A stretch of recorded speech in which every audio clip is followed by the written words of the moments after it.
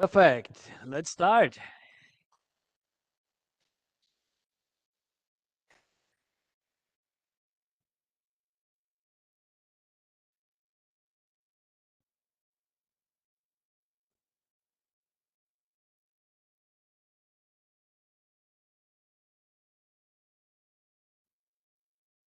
Ah, now it works. Perfect. Welcome, everybody. Hope you're doing fine. I have a little cold. I'm sorry for that. I hope it won't affect my lecture too much. Today, I have prepared a few things. First of all, I would like to announce an open position.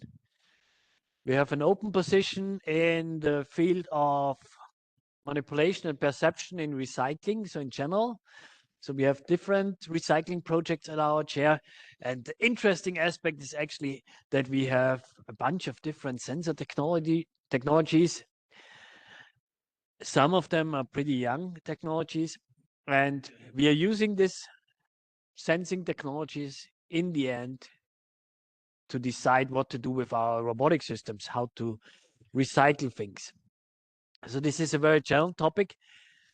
And whenever you know somebody, tell your friends we are looking for a PhD starting as soon as possible. Then I've prepared a quiz on the things we discussed 2 weeks ago.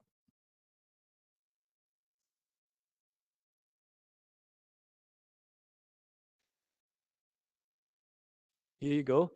On the spreadsheet, you find now a new column on the left side next to the names.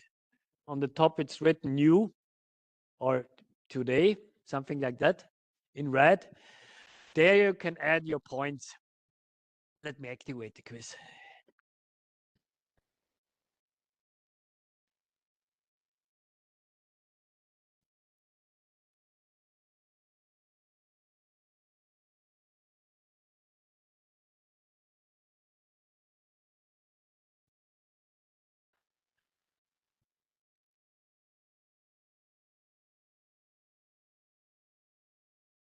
Take your time.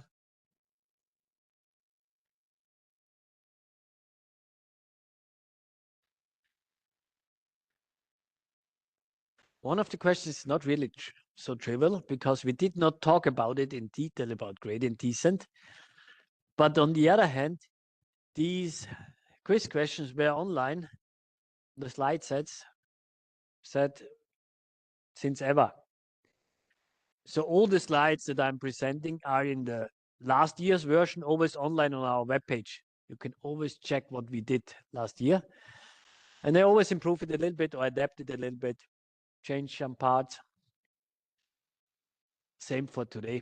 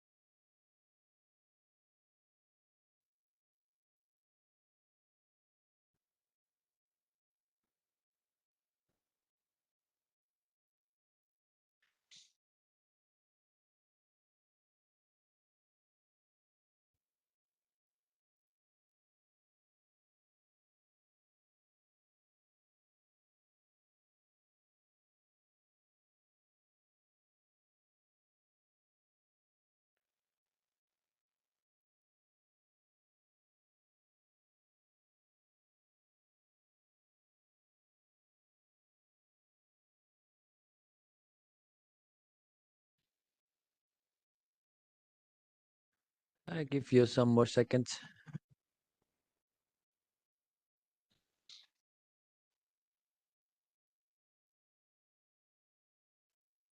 Hello.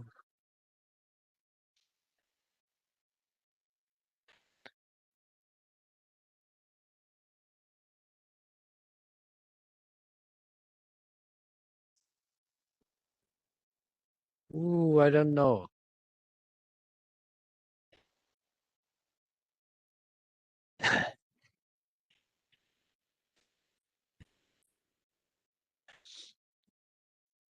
The thing is, I'm not controlling your answers anyways. I'm not checking them.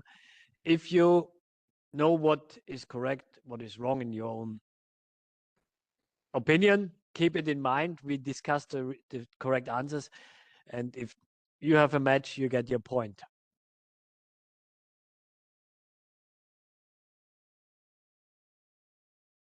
Oh, you want to do a student assistant thing with us? I have 3.5 hours. This is not a lot per week. It's almost nothing. The human resources told us that we have in total 13.5 hours, but Julia Schmelz, who is the student assistant for this course and for data modeling, she only can work 10 hours because she is already employed for 10 hours by a different chair department. So I have this 3.5 hours left over. But this is not a lot. The other thing is October. 1st of October, then I have 10 hours per week.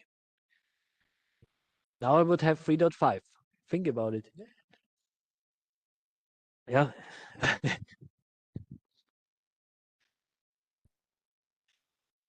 Yeah, take your time. Yes.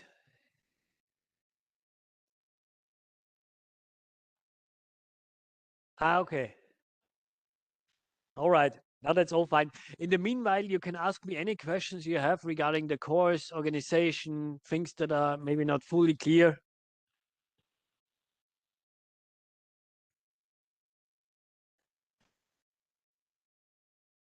So the first bonus point assignment is out.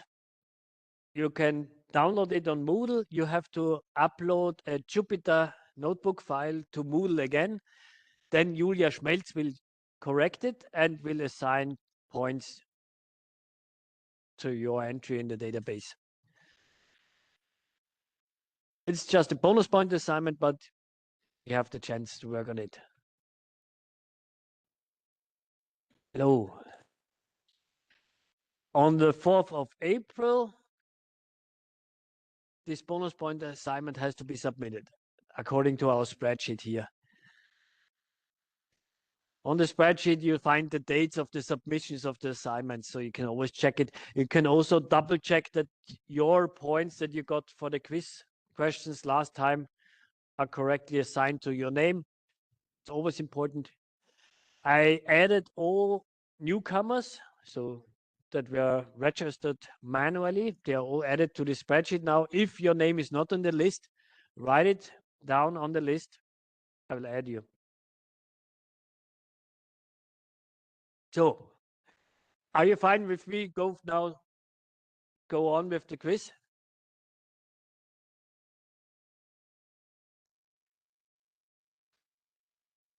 So you're still voting. Okay, okay. Take your time. I'm actually glad that you take more time for this quiz because today talking is a bit painful for me and exhausting. I hope next Friday I'm feeling better. On Friday we have an exercise, or? Think so.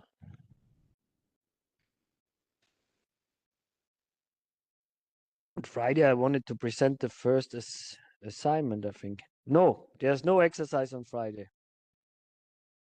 28th of March. Let me check.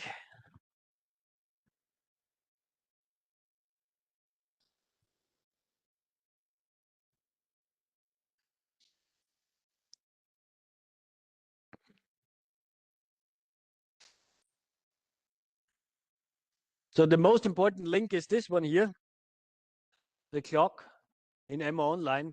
Here you find all the dates. And whenever I'm sick or I have to cancel an event because of a business trip or something, you will be notified via Emma Online. Yeah.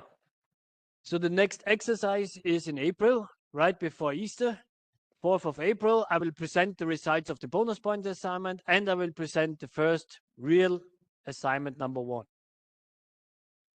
Until then, you should be able to develop your own algorithms to code in Python using Jupyter notebooks. Then we start. Yes.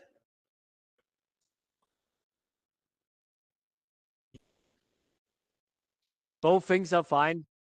You have to upload your Jupyter notebook file. That's the important thing. Yeah.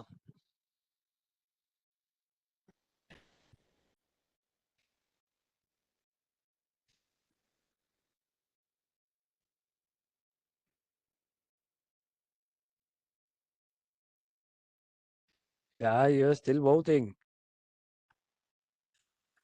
So for those who came late, once again, we have an open PhD position.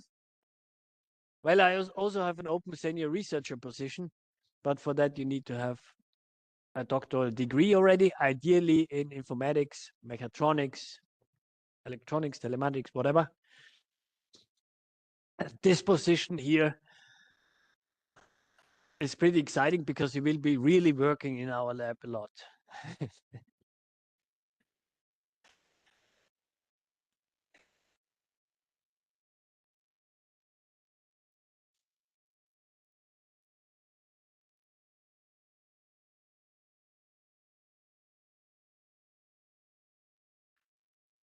So, bonus point quiz. We start with this one. Ah,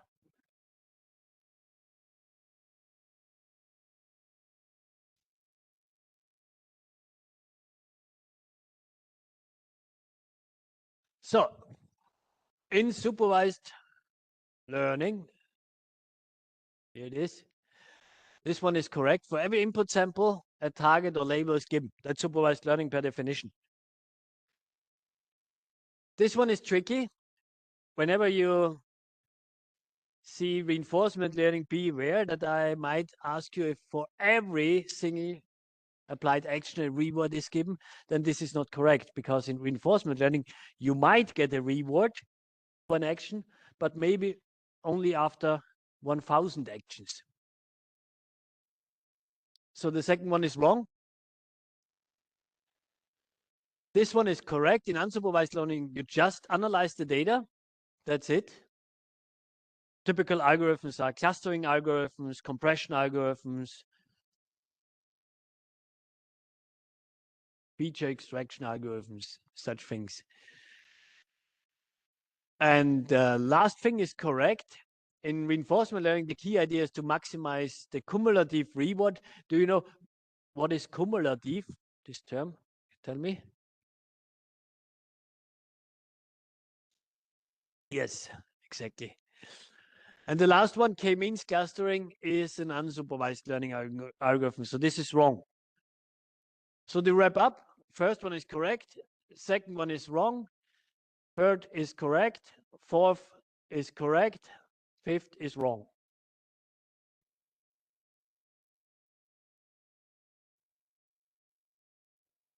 Then the question is about gradient descent. So gradient descent is an optimization algorithm, and we discussed a small sketch 2 weeks ago. So it's not a clustering algorithm. This is wrong. It's an optimization algorithm, and it converges to something, but not to the global optimum, because you compute the gradient at a certain point, and then you go in some direction and update your model parameters in the direction of the gradient, such that your optimum is getting closer. So second is wrong. The third answer is correct, because we use it a lot for learning optimizing parameters.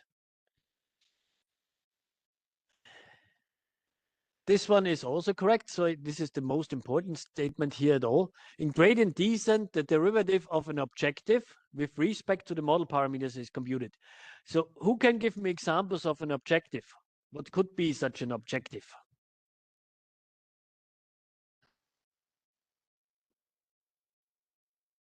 Think of some task you want to solve.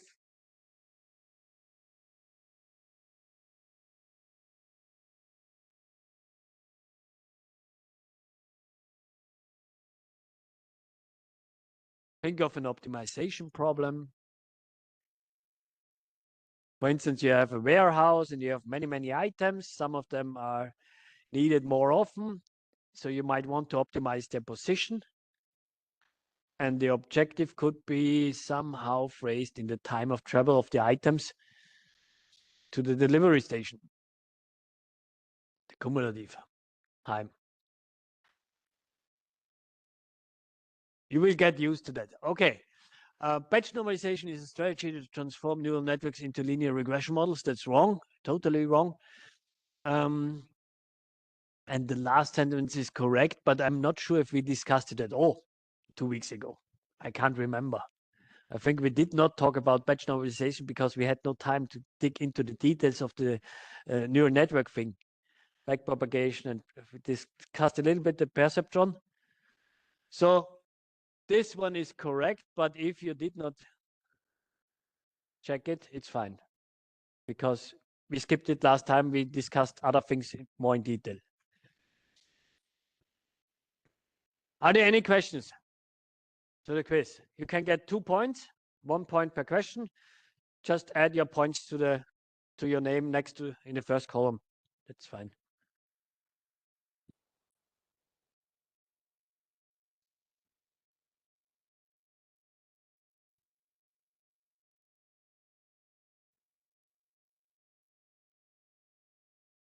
So let's continue.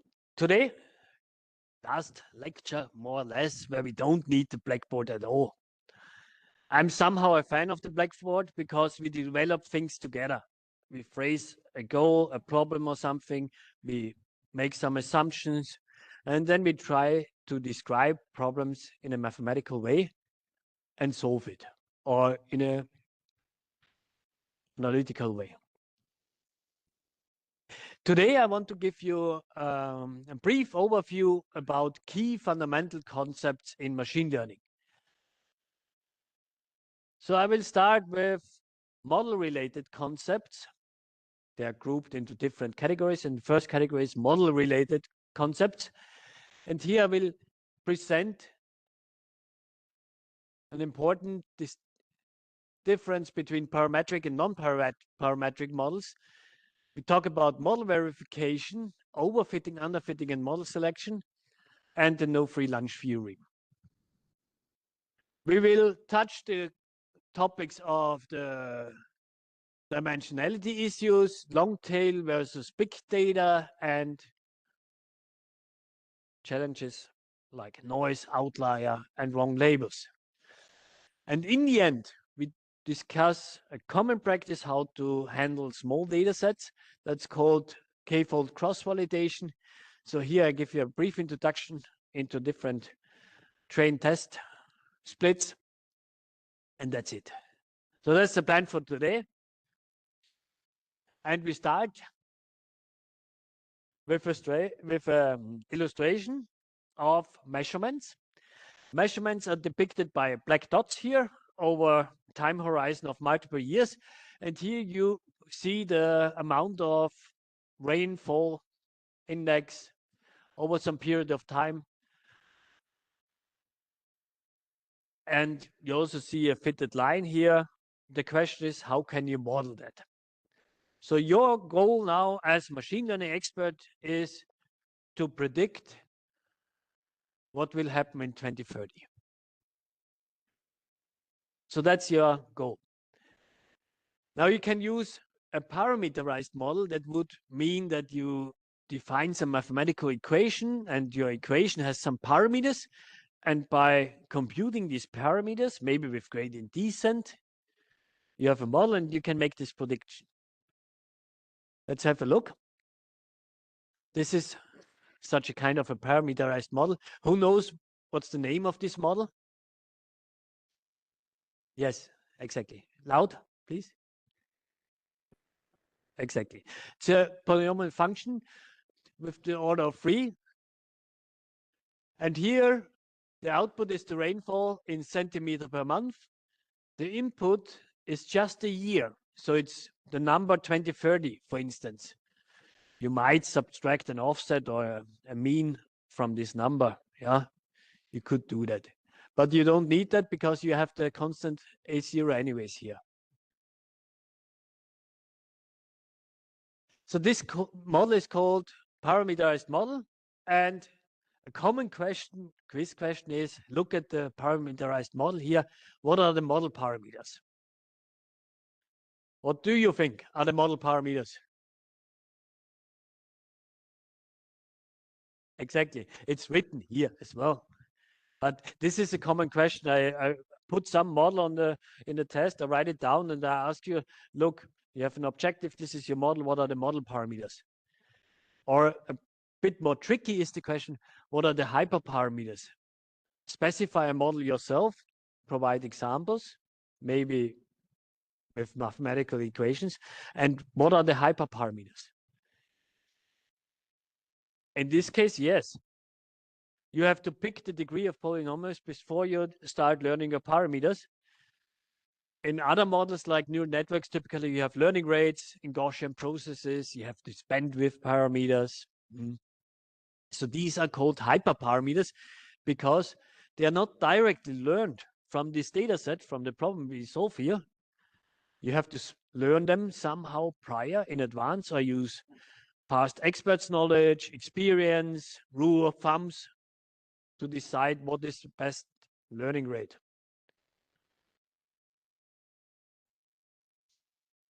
So the benefit of this parametric model, so this is really essential, this statement now. The real benefit of this parameterized model is that after you have learned your parameters, you can throw away the data. You don't need it anymore. So it's a very compact representation of your problem. In this case, instead of maybe thousands of samples, you just need 4 parameters. That's it.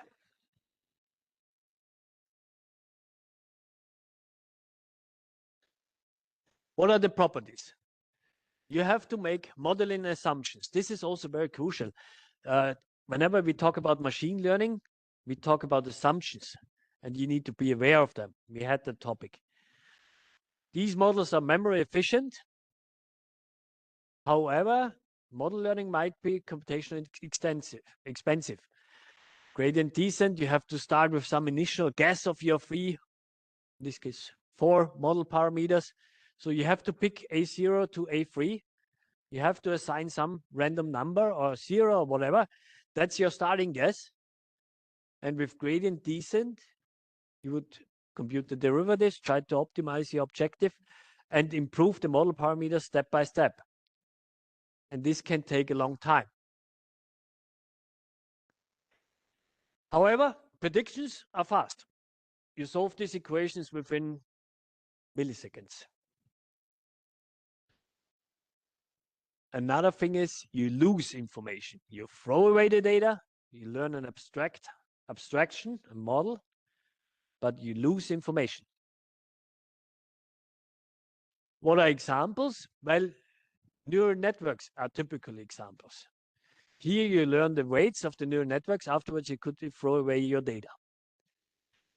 Other examples are Bayesian models. Here, your parameters might be the parameters of your distributions, Gaussian distributions, your prior distributions. That are the parameters. A common example that we will discuss a lot are regression methods. Here we have linear and nonlinear regression methods. They're all parametric models. Any question to that? Okay, then let's talk about the alternative. The alternative is called non-parametric model. And what is the main difference to parametric models? What would be your guess now?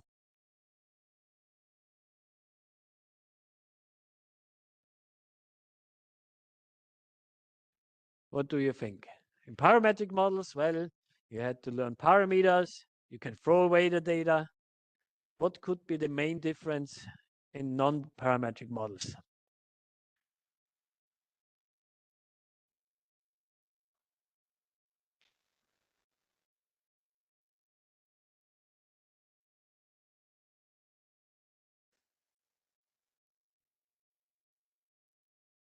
What would you say if I tell you can develop a model that looks only at three nearest neighbors and based on that makes predictions, called nearest neighbor algorithm? So for this extrapolation, of course, this is in particular challenging for such models, but it's doable. So what do you think is the main difference between a nearest neighbor algorithm and a polynomial model?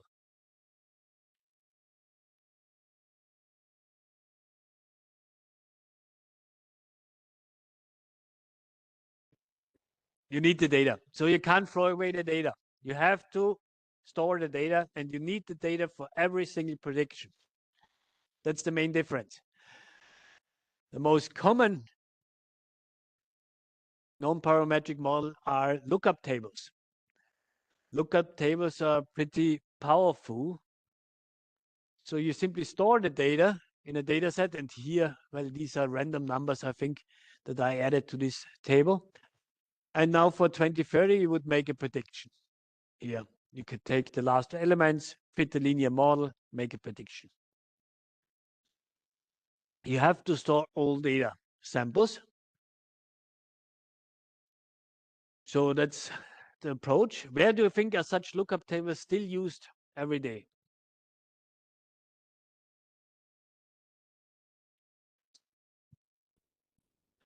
I'm not sure if I have a picture in the slides. I can't remember, but there should be one.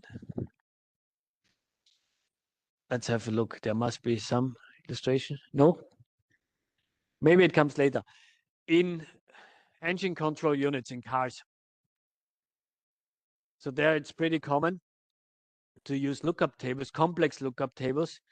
Of course, for making predictions, you can interpolate. You can fit linear models or nonlinear models within the vicinity of your data samples. But the main reason why you want to trust and use lookup tables is that the individual points that you have are correct measurements, predictions, whatever, or validated data samples of your engine, for instance, control points where you know for this point the engine works perfect. Now, if I increase the RPM value by some amount, well, you leave this point where you know it's really correct, but you're still in the vicinity. But you want to be sure that you're always close to such controlled, validated samples, points. So there, a lookup table is really a powerful thing. So, but in many approaches, these meta parameters, if there are some, are still learned like in parametric models. So there is a combination of non-parametric, parametric as well. For instance, the kernel bandwidths in Gaussian processes, they can be learned. Okay, what are the properties? You don't need to make any modeling assumptions. You just trust the data. It's memory intensive. The predictions might be expensive, really expensive, yeah. And for storing all the data,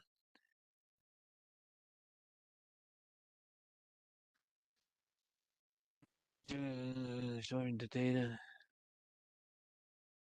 Well, storing the data is typically fast, yeah. For instance, if you get continuously new measurements, you just add it to your buffer. That's true. But at some point, you will run out of memory, so you need to throw away data samples that are not so important.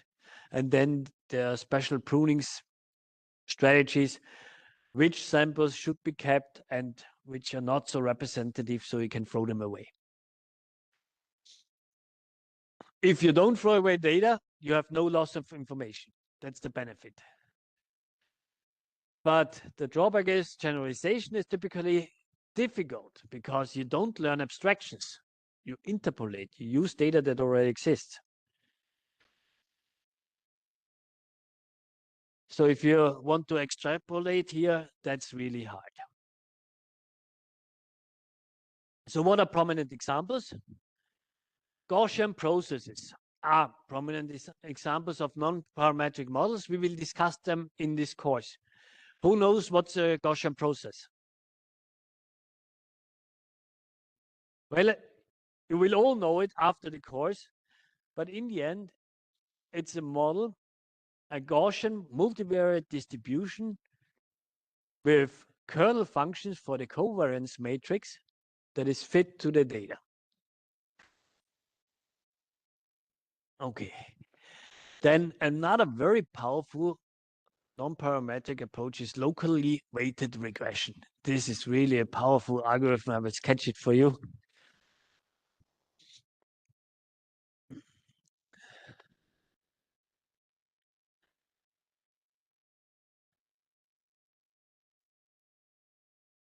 So let's assume you have a one-dimensional target, y, and you have some input x,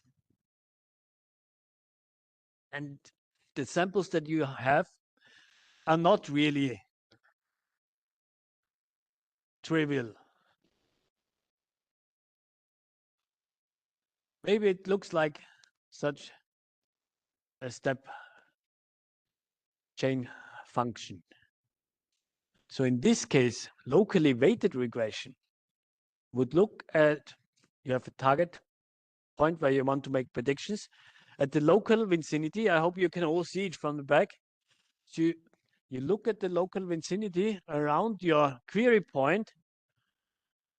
You compute, well, to look at the local vicinity, you have to compute the distance to all points. That's computationally expensive. But afterwards, you take the closest 10, 20 points. This is a meter parameter. And then you fit a single linear model.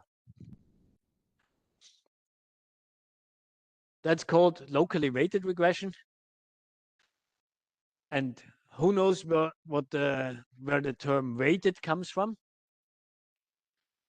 There's one thing that I did not explain yet. So you're not only considering all 10 neighboring points equally, you're giving them a weight according to the distance to your query point, because you assume points that are closer should have a stronger impact. So this is a very simple model that could explain highly complex data. So therefore, locally weighted regression is a very powerful approach.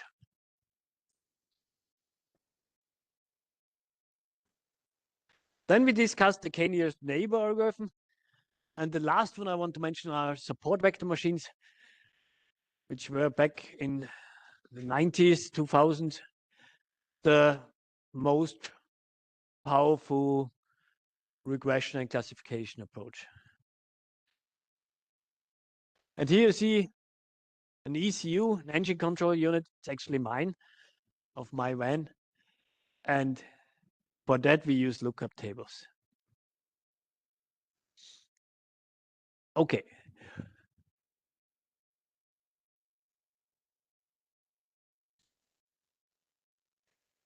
Did I present the k-means clustering algorithm already in the first lecture as an example?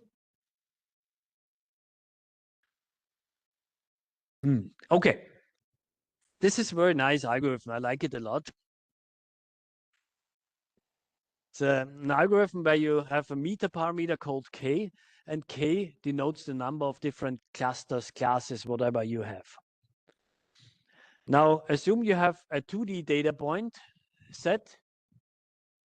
So you have n points, and k is defined, specified. You define it. Then you randomly initialize k centers. So these are your model parameters, these k centers. And then you compute the distance to all points and assign each of the individual data point to one of the centers. It will become pretty clear whenever I step through here this list and you see the illustration. Let me do that. Here you see that. The black crosses are the centers. There's 6 centers. These centers have 2 parameters, x, y coordinates. Initially, they are randomly initialized, and then you compute the distance of each point to each center. And then each point is assigned to the closest center. Then you update your center mean based on the assigned points, and you repeat that until the algorithm converges. So a pretty simple algorithm, but also very powerful. And the underlying assumption is that points that are close together should belong together.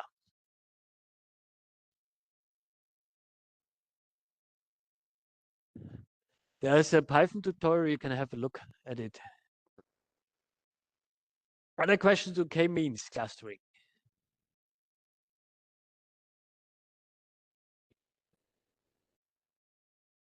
If you don't know it, you give it a try with different k values.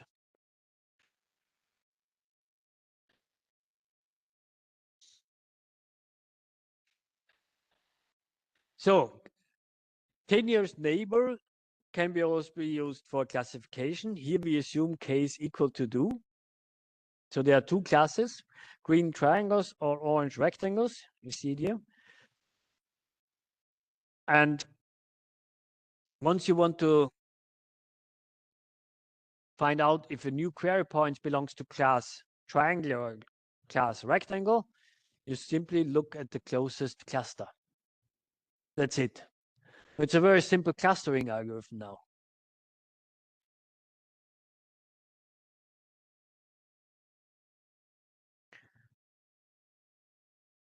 Okay, to sum up, we discussed parametric and non-parametric models. We know that in parametric models, we have a model that we need to define. And in non-parametric models, we have to store the data. We know the properties that these parametric models are really memory efficient, compact representations. Predictions can be super fast, but learning might take long. And you have to make model assumptions. It's actually not written down here. And you lose information. In the non-parametric world, you have to store the data, so that can be a burden. And generalization might be difficult because you don't learn any abstractions.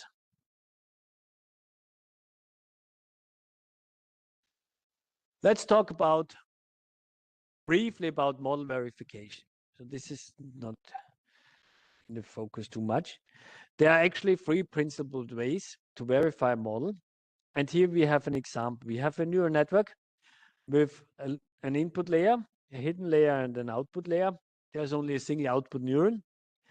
This neural network implements the function y is equal to f of x. Now we can compute the model error. And with the model error, we can actually verify if our model is doing any good or not. This kind of verification is the most common one, is known data verification. Now, if you're not sure if this is the best architecture, or if k should be 2 or 5 or whatever, you try different variations of them.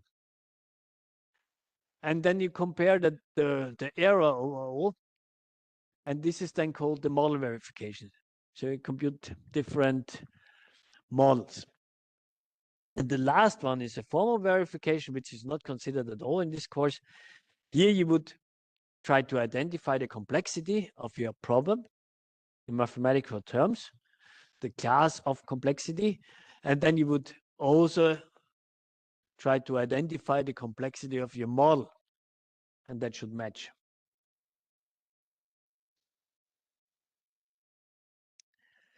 I want to give you some examples of this verification process. The first one is a model verification example. So here the goal was to learn how to bend the knees to go down as low as possible without falling over. And this was a simulation experiment with a human subject shown here of human size, human weight, and the control parameters were actually the coordinates of the individual limbs. You had to compute trajectories for this animated figure. The thing is the reward landscape. So the reward was actually defined by this distance of the center of mass to the floor level. And there was some punishment if the system was falling over. And if you look at the reward landscape here, there were two parameters. And this is the reward, and hotspots here, dark spots have a higher reward, and no, yellow spots have a higher reward and dark spots have a lower reward. But you see that this reward landscape is really complex. And whenever you start at some location, because you need to initialize your model parameters somehow randomly, finding an optimum through this landscape is super challenging. And this is the common scenario in robot learning. Now, in this research study, the idea was to use features, a feature transformation actually, and instead of optimizing directly this reward landscape, we looked at some feature space where the optimization was simpler. So, and here we applied gradient descent in this landscape, and that was pretty easy.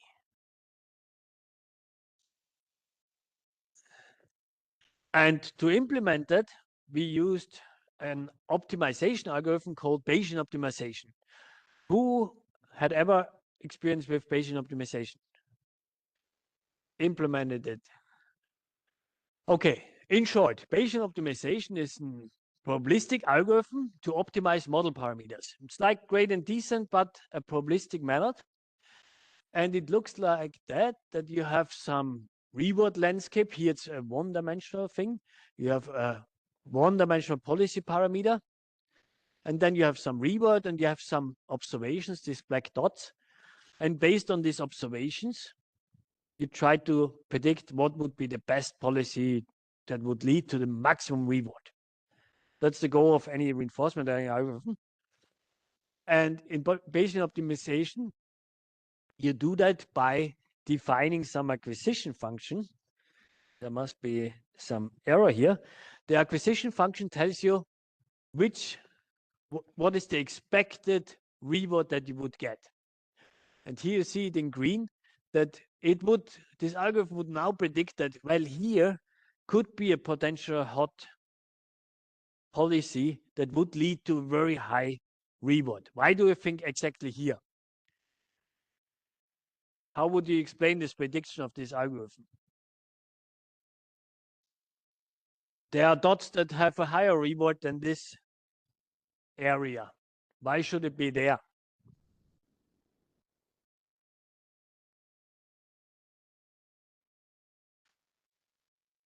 So the highest reward is actually the first dot. Looks like that, yeah?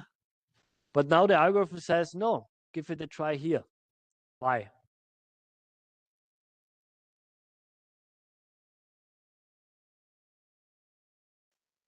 There's one important thing. The sigma here denotes the uncertainty of the algorithm. And the algorithm weights the predictions here by the uncertainty. And if there is a high uncertainty, there is a high potential that this new point there would be maybe a big success. So given that this has the highest uncertainty and still a pretty high reward, this is the most prominent, most potential point. So this is then the next sample that will be executed. Is this clear somehow?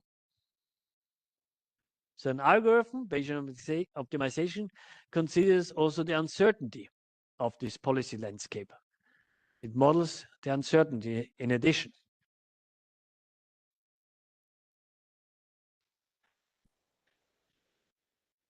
Now, back to our model verification. So this is such an acquisition function. It's called expected improving, not so important. In this research study, the key idea was not to optimize directly the policy, but to first convert it into some features. How can it look like?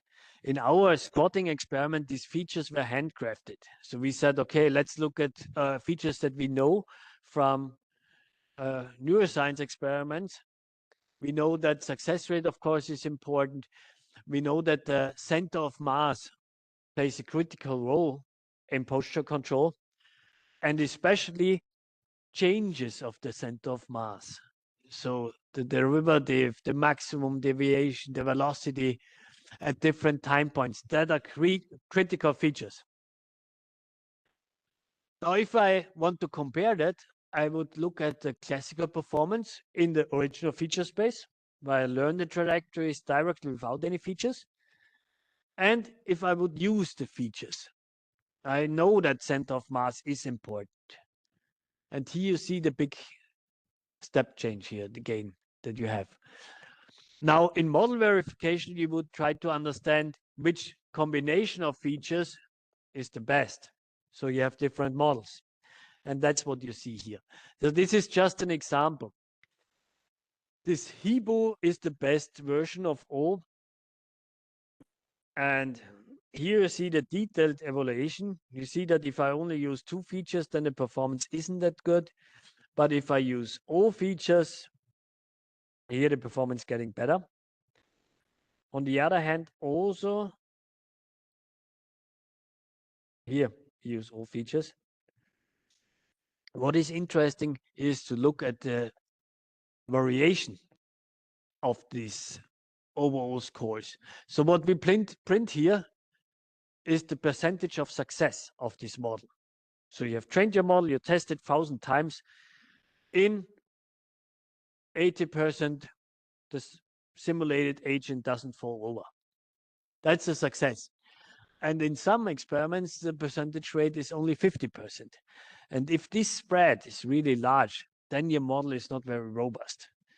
So this is some takeaway message. Whenever you want to evaluate something, compare different methods, make sure that you also compare the robustness. How stable is your model? Not only the final best performance or the average performance, but also look at the spread. Good. Here's another example that I want to share. So in this experiment, we used recursive neural networks to predict and compute joint torques to control this KUKA arm. And normally, executing just this trajectory is simple for such arms. They can do it easily. But here, the goal was to push this flask with a constant velocity, regardless of the friction that changes with the fill level of this flask. So it made a bit different if there are 200 milliliters water inside the flask or 400 milliliters. And to compensate that, your control algorithm had to apply more force or less. And in this model learning approach, you see there must be some results. But this is the math behind it. We skip it.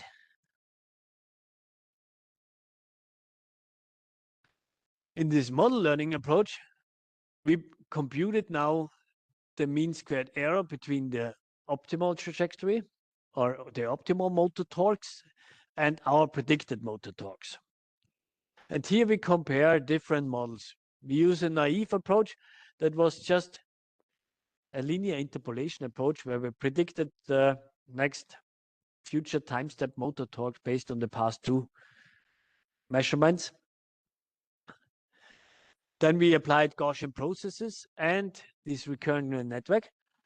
And in the end, back then, Gaussian processes were the best approach for this kind of experiments where you learn inverse dynamics models. They're really precise for that. So we did not expect to outperform them at all. So we just wanted to get close with our neural networks. But we had some other thing in mind. I skipped that. What was interesting for us was that we could increase the number of samples with these recurrent neural networks. And in the end, the computational time stays linear in a neural network. You can have millions of samples, The computational time is linear. And in Gaussian processes, it explodes. It's quadratic. So this is the major difference.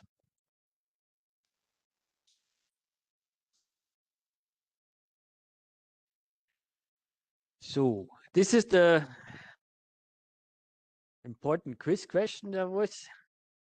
I never removed it, I have to tell you. Because it's so important in machine learning. Yeah? And it's not challenging at all. I think since 3 years, none of the students ever made a mistake in this overfitting exam question. But I need to present it because it's really important. Whenever you look at the at the error of your model and you increase the number of points, then there is a difference if you look at the training error and the test error. So the number of test samples is constant. Let's say you have 10 test samples and you increase the number of training samples from 100 to 1,000, 10,000, and so on. Then your training error will get lower and lower, and your model will start fitting to the training data, and the test error will start to increase. Who can explain why? Why is the test error increasing and the training error decreasing if I use 100,000 samples instead of 1,000? Yes.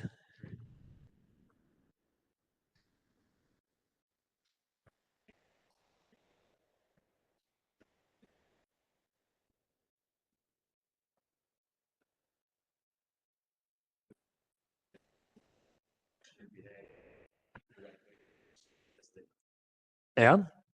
But intuitively, why should that happen? Think of some common example in computer vision, for instance. You try to distinguish different objects, cats, cars, dogs.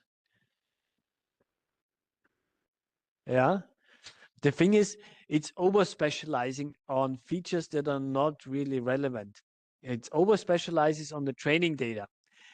The model is still improving parameters. At the beginning, the model explains the test data well. It can distinguish cats and cars and cows and such things. And you still train it more and more, and you feed more and more data into it. Then the model starts to overfit and starts to explain details that are not really relevant to explain the test data. It starts to explain different features, patterns in the images. So that's overfitting. Now, a common sketch is then, okay, you have some outputs, you have some inputs, illustrate overfitting, illustrate underfitting, illustrate a perfect fit. And overfitting would simply overspecialize, would pass through all data points. That's overfitting. Underfitting would mean that your model is too simple. You cannot explain the data. So your data is complex and you try to fit a linear model through this complex landscape. That would be underfitting. And the perfect fit might be a nice curve that would pass through this point, but would not overspecialize on the data. Good. Any question to that? So what is the no free lunch theorem? Who knows that?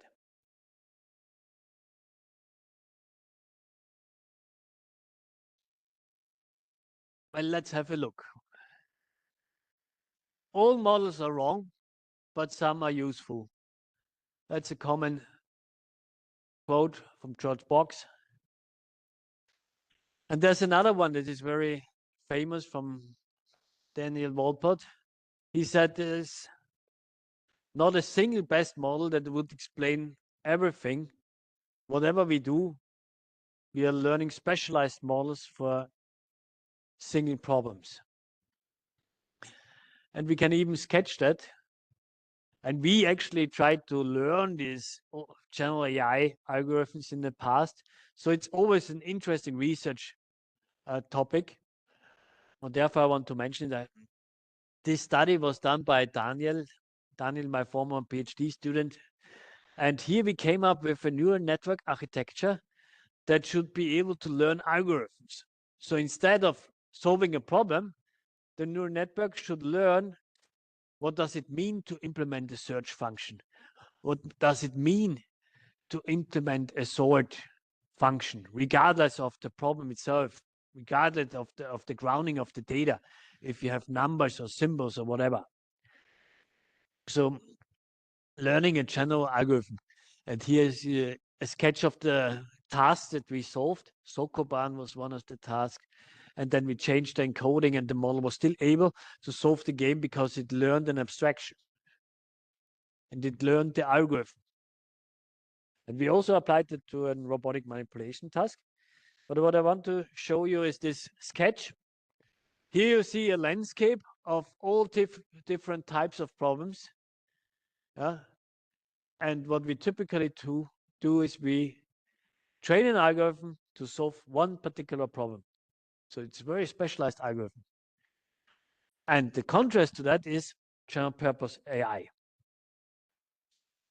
Well, you might have heard news the terms weak AI and strong AI. Who can explain how does that relate to the no free lunch theorem?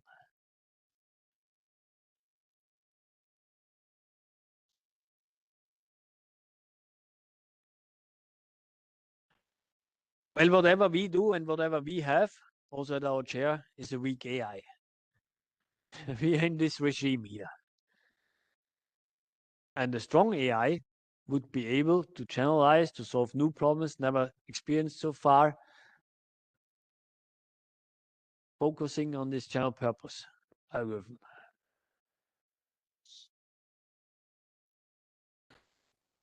Okay, then dimensionality.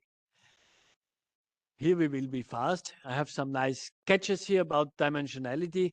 The thing is, problems might grow. So let's assume we have a data set like this one here. We have 5 cubes and they're uniformly distributed.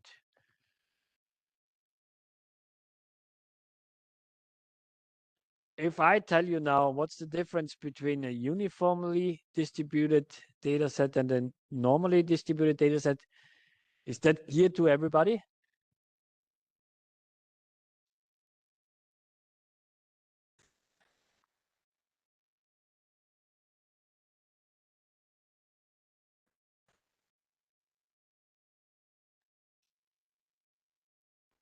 This is our data X. That's our space. And we have some data points. These data points can be uniformly distributed. So we cover the whole space almost equally well. And this axis is now, for instance, the number of samples that we have in the space. For instance, we have here temperature measurements, plus 40 degrees, minus 40 degrees. And we have on average for every temperature value 10 measurements. Yeah. Then this is uniformly distributed and normally distributed is the other most common distribution that we use. Now, we assume that we have 5 segments or boxes. And in each segment, we would like to have 20 samples. So this is our space. We have 5 different splits, 20 samples. How many samples do we have in total? Start easy.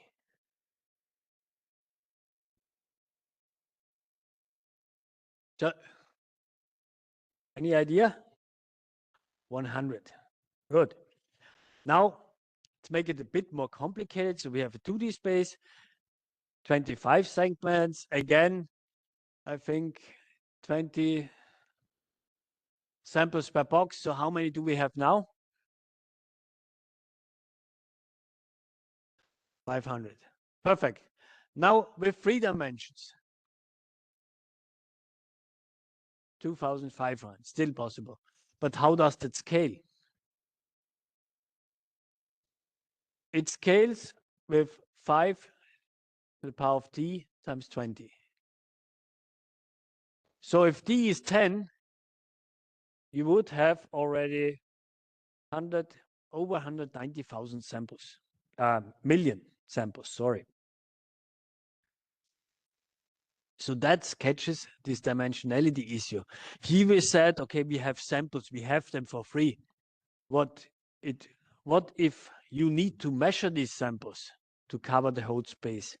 And your boss tells you, look, I want 20 samples per segment. The segment must be at most 5 degrees.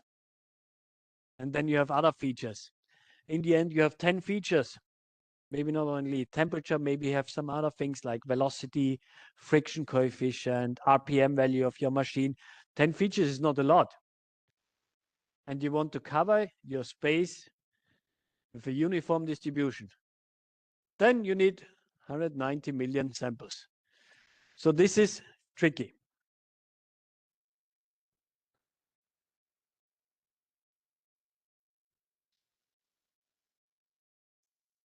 So keep that in mind. Yeah. Have a look at the equations here. Think about it, how I came up with this equation as an exercise. This is a sketch of the k-nearest neighbor algorithm. I like it a lot. Here you see how this algorithm actually is computed. So you start with some points. I think there's some sound as well. Check.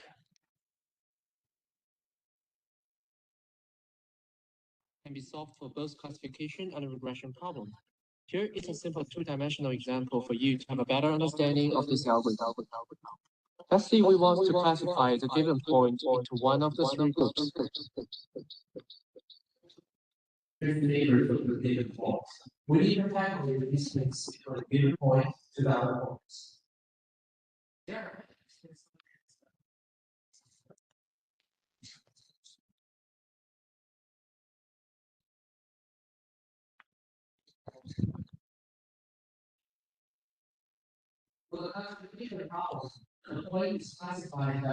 It's okay. The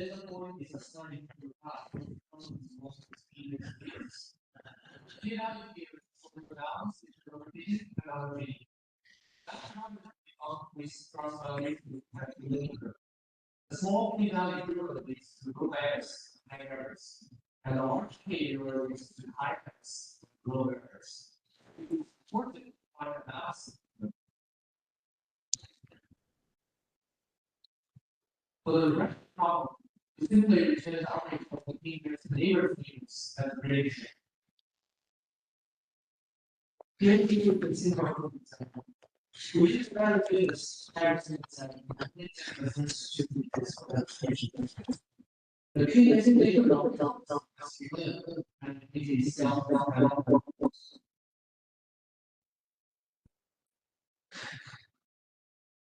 So have a look. Nope.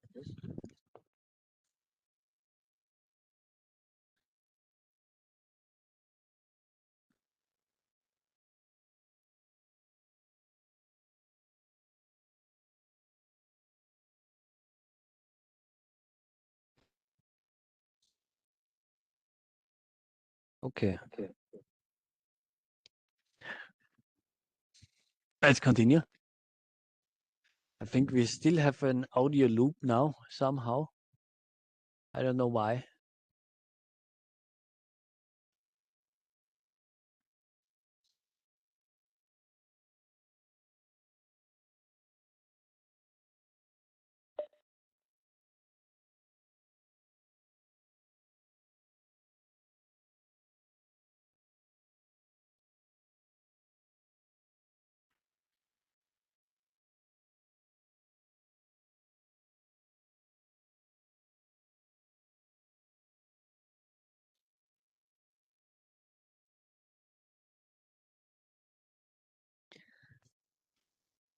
Okay, I want to show you something else. This dimensionality issue is omnipresent in machine learning. Here you see an illustration of an experiment that David Foster and Mark Pfeiffer, if I'm not wrong, did was pretty exciting because they actually correlated measurements of electrode arrays of rats with their local position in space in a maze. So you have to imagine these rats were observed with cameras from the top in a maze, and you recorded their trajectory and what they did. And at the same time, you measured their brain activity. Now, these two scientists were very smart in correlating actually this brain activity with the spatial information from the camera. And what you see here are the trajectories of this rodent, of the animal, and where the animal rested. So the animal stood still and thought about future potential trajectories. The reason was there was always some liquid chocolate in the maze. Now, if we look at that observation, we see two things. Whenever the animal is really moving around, we see that the decoded brain activity really matches nicely the position. Now, the animal thinks of potential future locations of the liquid chocolate, and you see that this brain activity forms a transient pattern. So what you observe is actually that you see that the animal plans a future path. You see that from the brain activity. So that was really exciting. One could imagine that you would observe that while the real motion takes place during the action, but not this mental planning process. That was really exciting. And also the time horizon was exciting, that this was done within milliseconds. Now, for me, back then, I was a doctoral student in Graz. I developed machine learning algorithms for robotic systems. I said, well, that's really nice. Let's try to rebuild that and use that for robot control. And that's what you see here. First, you see here a very rough 2D illustration. This was my neural network that I implemented with 245 neurons. And these were special purpose neurons. They were binary neurons, on and off, spiking neurons. Some of the neurons were encoding target locations, so the initial state and the target state, and others were encoding this transient trajectory. And you see that here also with this pattern. You see that this pattern here somehow moves from the initial state to some target state. And even if there would be some dynamic obstacle, it would avoid it. In the next study, let me check, there must be one more figure. Yeah, there should be some video. No, I'm sorry, there's no video. Well, we also tested this algorithm in real time for real-time control for controlling these robotic systems. Here's again the KUKA arm, and there was some initial position, there were some obstacles and some target. And then we used the same network that could reproduce the behavior of these rats on a robotic system. And that's what I mentioned in the first lecture. We cannot develop learning algorithms and test it in our human brain or in animals' brains. What we can do is we can test it on these machines and try to find out if it works.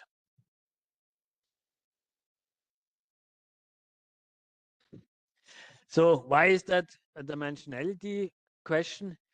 Well, here we had the 2D space that's still fine, but 2D only if we look at the end effector. The end effector is what you want to touch, your hand, yeah, the 2D space or 3D space in this environment. But for controlling this KUKA arm, you need to compute 7 joint angle trajectories. So it's 7-dimensional, not 2-dimensional anymore, or 3-dimensional. And we came up with a factorized representation where we had one population of neurons per joint, and in addition, a fully coupled 2-dimensional space for the end effector to avoid obstacles. And that was the novel contribution of this research. And with that factorized code, we could overcome this dimensionality issue. That's what I want to present here.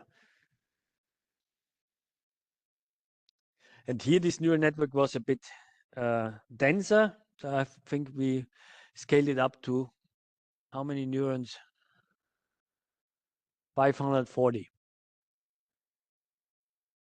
Okay, then there's one important thing that I need to discuss. Still a few minutes. That's the long tail versus big data. Who knows what's that? Long tail, big data. I give you some examples. Then you will immediately understand it. So ImageNet is a data set where we learn from billions of images. That's great. We have huge data sets nowadays. So it all sounds promising. We can apply deep learning and it works always. Well, it's not always like that. The problem is that even if you have a huge data set, most of the samples will cover only a small set of classes, examples, tasks. That's a typical thing in machine learning. So here you have some HubSpot round team. I think these are coding issues. And most of them are typical issues, but there are some exotic issues. We call it exotic items, exotic classes. And your model should ideally be able also to explain them, not only the mainstream issues, mainstream tasks. So this is the long tail property. And we also have it in our projects. So this is a project that we work on since 1 year. That's also a project related to the PhD position that I announced. So here we are analyzing excavation material, and that looks like this.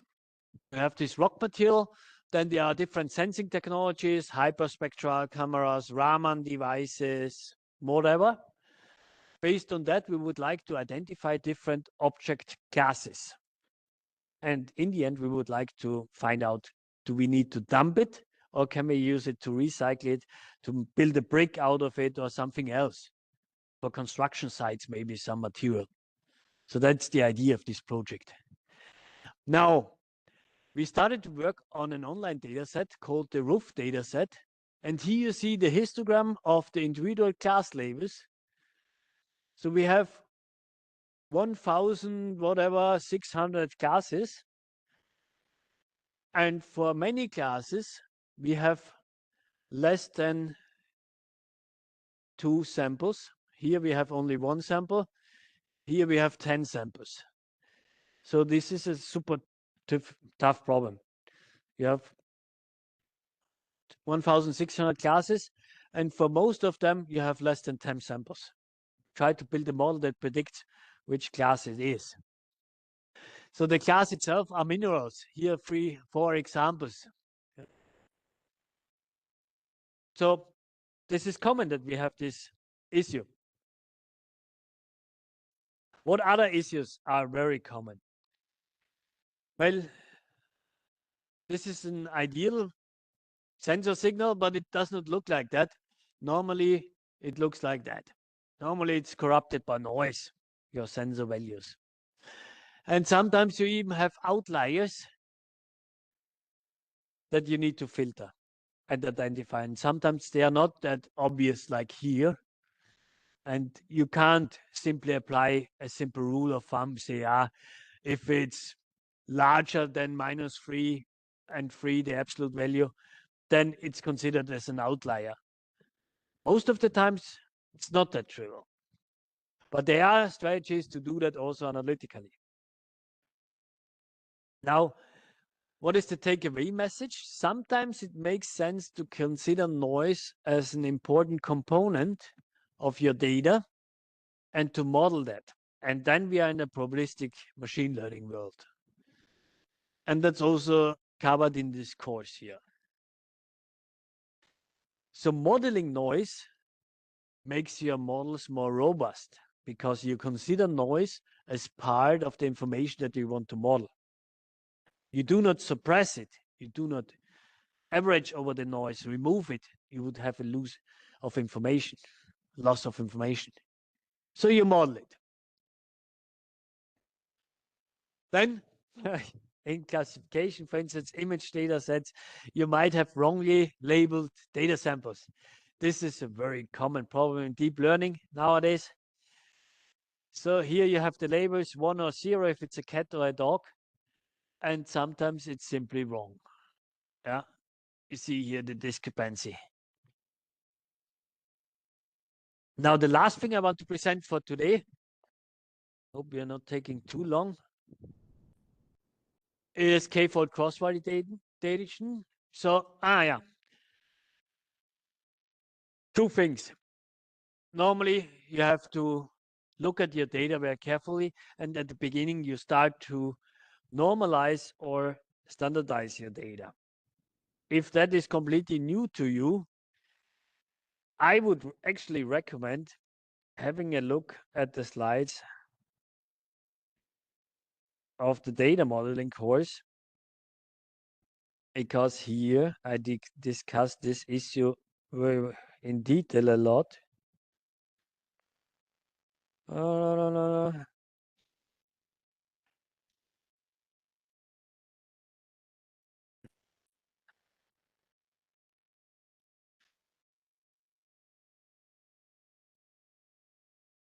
Let me check. Yeah. Have a look here. So there's a difference between normalization and standardization. If we look at it, it will become clear for everybody, okay? So let's look at the min-max scaling. In this case, you simply subtract the minimum value and normalize it by the range. That's called normalization or min-max scaling. So you see, in the end, your values are normalized to be within an interval of between 0 and 1.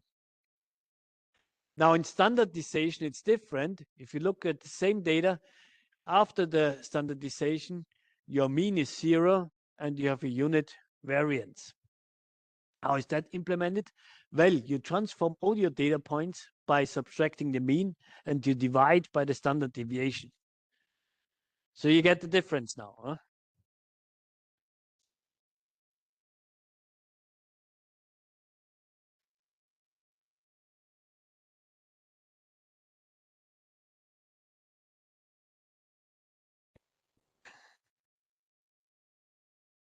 And the last thing that is important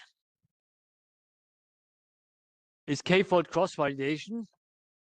And typically, you have an ideal case where you have large data sets. Then you don't take care of all these things. You just split your data set, you randomize your data set, you split it into a training set, a validation test set if you want to optimize some model parameters or compare different models.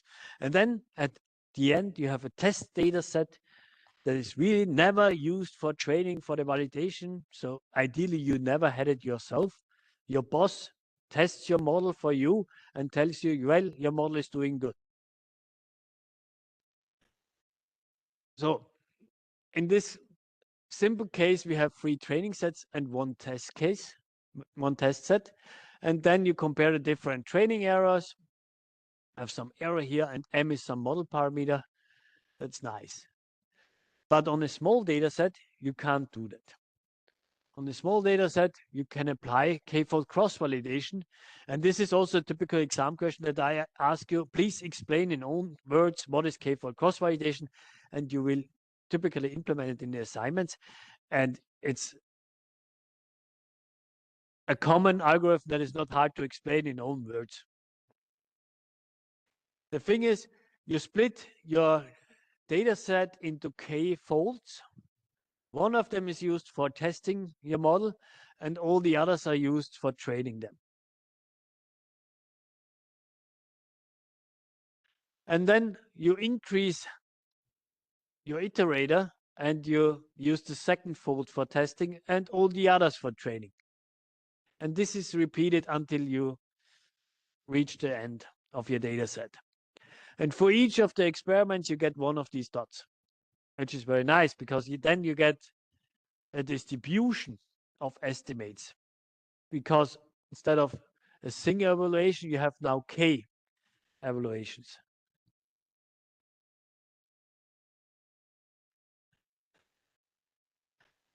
And this also helps you to find out if overfitting kicks in. So what are typical examples? For instance, M can be the number of training samples. Yeah. M can be used to test if the data set is balanced or not. You can test different model architectures. So M is the network type or the number of exponentials in your model, whatever. Number of hidden layers, neurons, and so on. Yeah. So M is here a symbol in this sketch. So to summarize, enough. Today we talked about some essential concepts. First of all, we talked a lot about parametric and non-parametric models. You remember, yeah, that there are two different extremes. We talked about model verification, overfitting, underfitting, the no free lunch theorem, that there is no algorithm that would work for any different problem, for any kind of problem. We talked about dimensionality issues, long tail properties, and noise outliers. And in the end, you understood that how k-fold cross algorithm actually splits the data set into k-folds and uses them in an iterative manner to test your models. That's k-fold cross validation. There are different kinds of k-fold cross validations. There are different kinds for time series and standard data. This is a general explanation. If you want to find out more about k-fold cross validation, you can also look at the data modeling course. There I discuss 4 different variants. And if you want, I can also add the link to Moodle or something. Is somebody of you using the forum in Moodle? Feel free to use it.